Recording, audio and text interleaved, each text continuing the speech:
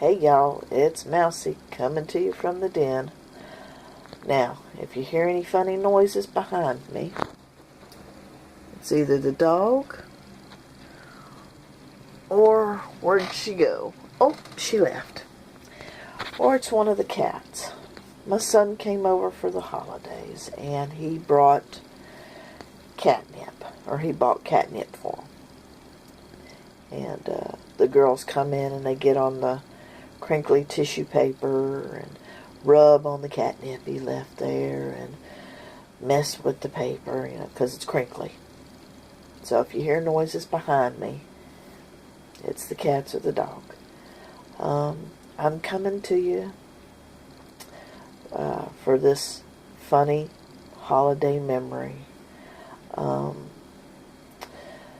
When the kids were little, they're all, even the youngest, they're in their 20s.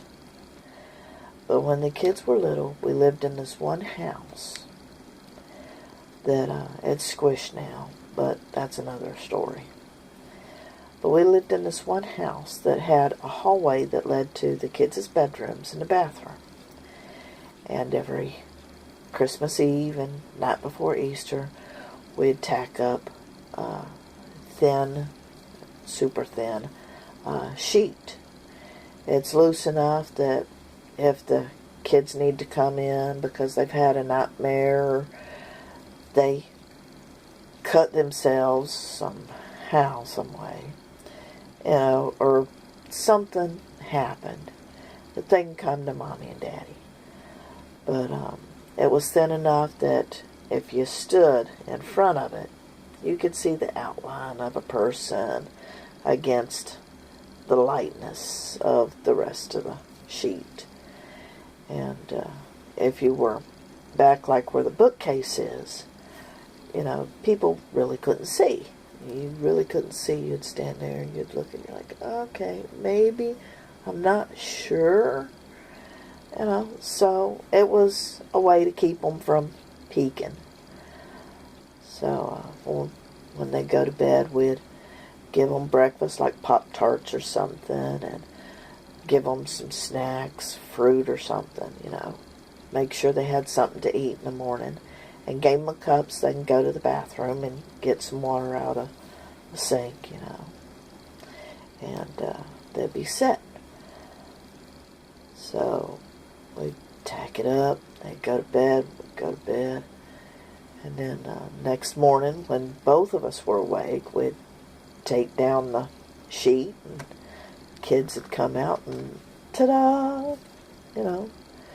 The Santa had been there, and the Easter Bunny had been there, and everything would be great. Well, one morning, I woke up early like I always do, went over, slicked around to where they couldn't see me, and I'd stand. I listened. They were awake, they were eating breakfast, and they were playing cards and behaving. So I went and sat down over at the computer, and I got on and was playing. I heard something, and I maybe better go check on them again. Got up, slicked around, got up, listen. Nope, nothing. Now this part, some of you may be going, why in the world is she saying this? Because, you really don't say, but it's a funny story. Okay, here we go.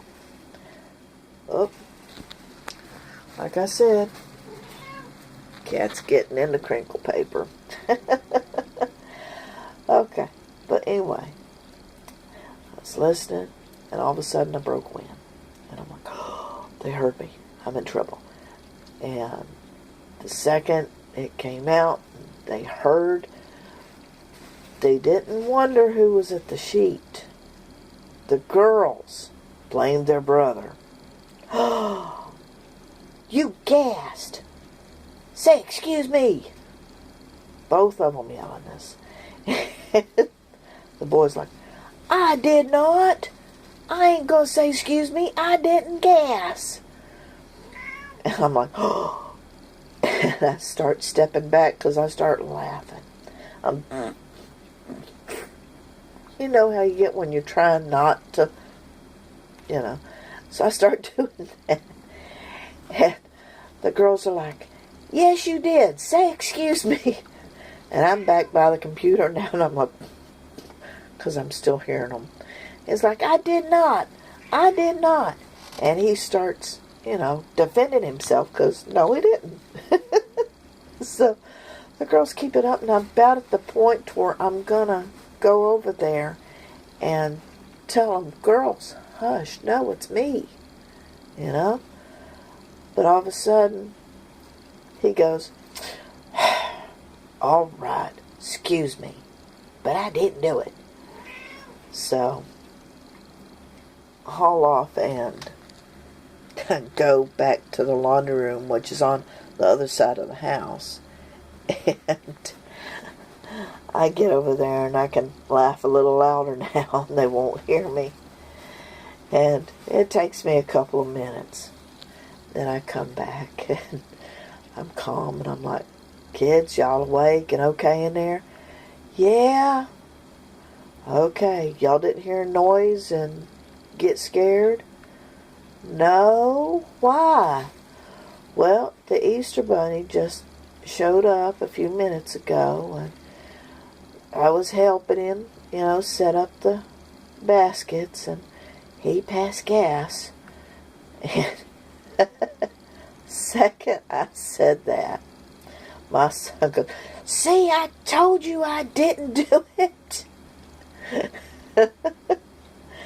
And I start breaking out laughing. And the girls are like, sorry, but it sounded like, but it wasn't me. I told you it wasn't. And I'm like, all right, y'all settle down. In between giggles, because it was hilarious. I mean, little boy, 5 or 6, taking on his big sisters because the Easter Bunny had passed gas. It was just hilarious. And when I woke my husband up, because it was time to let the kids out, he was getting awake and coherent. You know how you are when you first wake up. You're like, Well, while he was gathering his wits, I told him the story and he about died laughing. Now, what makes this funnier this year than all the other years is, well, my son works in retail. And the Easter Bunny called up to where he works a couple hours before he was supposed to show up. It's like, I can't make it. So the managers gathered some of the people around and said, he can't make it. And looked over at my son and said, what time do you get off work? And my son told him what time it was. And he goes, nope, you're working till this time. My son got voluntold. So, one year, my son was falsely accused of being the Easter Bunny. And then this year, my son became the Easter Bunny. He's never going to live this down. Not in this family, he's not. I hope your holiday was great. Mine was. Y'all have a good day. Bye.